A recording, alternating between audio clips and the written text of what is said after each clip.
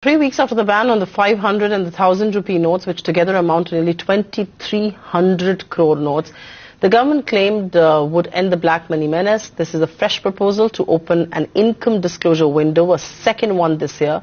In a set of sweeping amendments to the Income Tax Act that the Finance Minister did table in Parliament, the government has proposed to allow voluntary disclosure of unaccounted money, which will allow the person to pay tax and penalty and escape prosecution, and tighter provisions for those who get caught red-handed.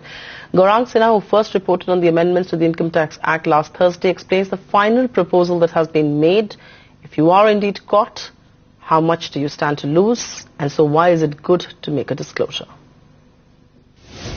Well, the government has given once again the opportunity for somebody who's not disclosed their wealth to come clean. The Pradhan, Mantri, Garib, Kalyan, Yojana is a new income disclosure program which is open till the 30th of December. And essentially what the government is allowing under this scheme is for somebody to come forward, declare their wealth, pay 50% as tax and surcharge, and keep 25% balance amount in a bank deposit for a period of 4 years without earning any interest on it. What this allows you is to walk away with 25% of your undisclosed income immediately and the balance 25% after 4 years. If somebody chooses to not declare in this, the government has created a permanent solution now to come forward and declare their wealth. If a declarant after the 30th of December comes forward, declares their wealth, they are then going to be taxed at 75%, which includes the surcharge amount as well. If a declarant puts in a deposit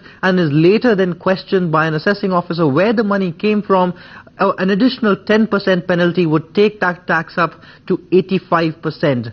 If somebody chooses to not declare at all and is later caught at the time of seizure, then in that case he would be taxed at the existing tax rate and an additional 30% penalty if he agrees to the fact that the income was concealed.